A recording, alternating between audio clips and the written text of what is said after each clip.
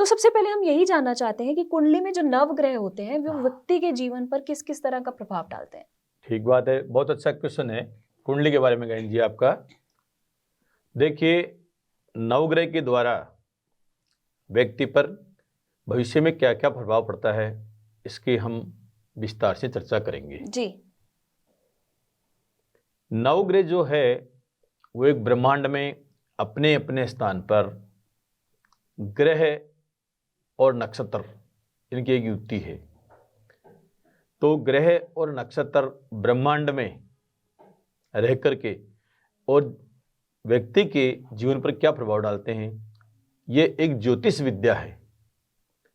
ज्योतिष के द्वारा ही ग्रहों का प्रभाव और नक्षत्रों का प्रभाव व्यक्ति के जीवन पर पड़ता है और उसकी जो संभावनाएं होती है उसके ज्योतिष के द्वारा अपन को ज्ञान होता है। ज्योतिष विद्या के द्वारा ग्रहों का प्रभाव और नक्षत्रों का प्रभाव व्यक्ति पर क्या पड़ता है उसका अपन को ज्ञान होता है। तो चलिए, जब व्यक्ति का जन्म होता है तो जन्म के समय जो हम लोग ज्योतिष पंडित गण व्यक्ति की कुंडली निर्माण करते हैं जन्म समय की, तो उसमें सबसे जरूरी चीज क्या है कि व्यक्ति का जो जन्म समय है वो बिल्कुल सही जन्म समय होना चाहिए। और जन्म स्थान और जन्म समय जो है वो इसमें दोनों मुख्य चीज है। अगर जन्म समय किसी व्यक्ति का गलत हो गया तो फिर आप किसी भी ज्योतिष से, किसी भी पंडित से, विद्वान से कुंडली के बारे में जानना चाहेंगे तो 1% भी उसकी जो भविष्य की संभावनाएं हैं वो सही नहीं, खरी नहीं उतरेगी।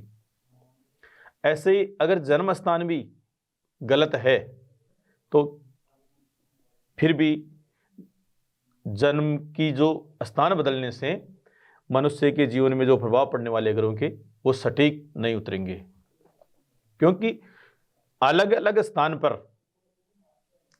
जैसे सूर्य की गति है और जो चंद्रमा की गति है वो स्थान के द्वारा अलग अलग समय पर अलग अलग प्रभाव देती है। किसी जातक का जन्म मान लो भारत के दिल्ली में हुआ है तो दिल्ली का जो बर्थ पैलेस है वो मुख्य हो गया और रहने वाला है वो अदर स्टेट का है तो अदर स्टेट का नाम लिखा दिया, तो उससे नहीं होगा। जन्म स्थान जहां होता है वो मुख्य है। अब किसी का भारत से बाहर भी हो गया तो वहां का और यहाँ का सूर्य की और चंद्रमा की जो गति का प्रभाव है उसके अनुसार समय व्रत पैलेस जिसको बोलते हैं जन्म स्थान, उसके समय संस्कार करके फिर कुंडली बनाई जाती है कि अमुक व्यक्ति का जन्म किस स्थान पर हुआ है और जिस स्थान पर जन्म हुआ है उस समय ग्रह किस स्थिति में थे।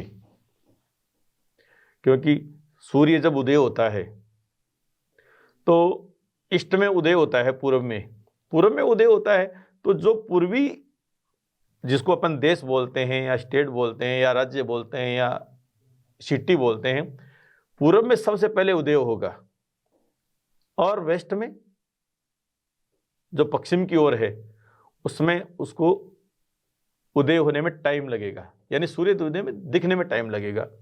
तो पूर्व में 5 बजे सूर्य उदय हो रहा है और पश्चिम में 6:30 बजे उदय हो रहा है, 1.5 घंटे का अंतर हो गया। ये ही जन्म कुंडली का मुख्य चीज माना गया है कि अमुक व्यक्ति का जन्म किस स्थान पर और किस समय हुआ है। अगर ये वो सही है और अच्छे ज्योतिषी ने, अच्छे विद्वान ने व्यक्ति की जन्म कुंडली बनाई है तो आने वाले जो ग्रहों का प्रभाव है वो भी 100% यानी 100% जीवन के व्यक्ति में सही प्रभाव डालता है। जैसे मान लिया किसी व्यक्ति का जन्म 10:05 पे हुआ है AM सुबह और जन्म कुंडली बना दी गई 10:20 की,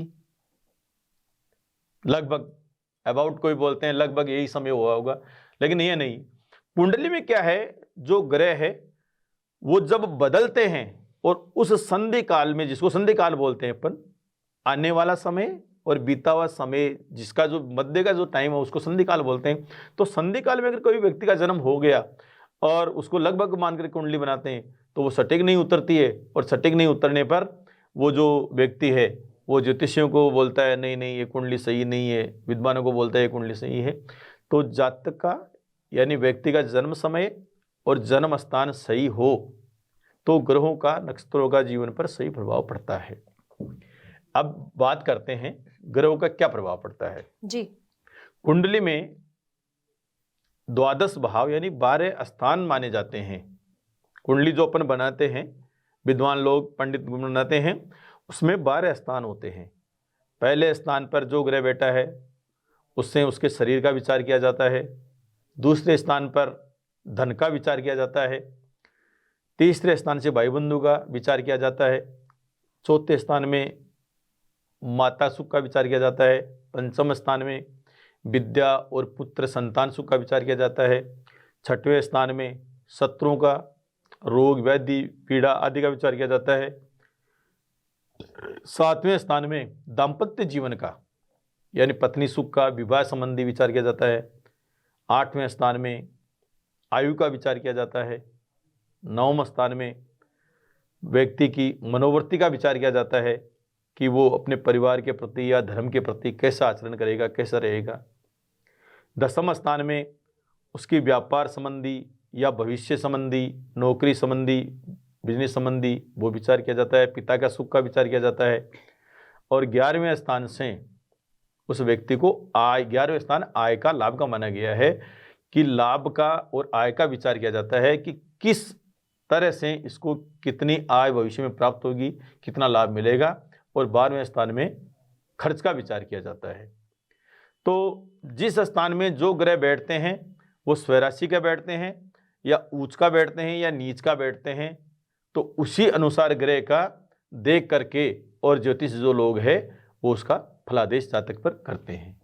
जी। ये 12 भाव का ऐसा विचार है जी। और कुंडली की पूर्ण जांच करवाने के लिए स्क्रीन पर नंबर फ्लैश हो रहा है, आप उस नंबर पर कॉल करके अपॉइंटमेंट बुक करवा सकते हो। और अगर आप कहीं विदेश में रहते हैं तो स्क्रीन पर नंबर जो फ्लैश हो रहा है वहां पर हमारी यही सुविधा रहती है कि आप टेलीफोनिक कंसल्टेंसी लेके, क्योंकि बहुत सारे लोग जो हैं वो गुरुजी से नहीं आकर मिल पाते क्योंकि दूर रहते हैं, तो वो टेलीफोनिक कंसल्टेंसी के जरिए अपॉइंटमेंट बुक करवा सकते हैं और अपनी कुंडली की पूर्ण जाँच करवा सकते हैं।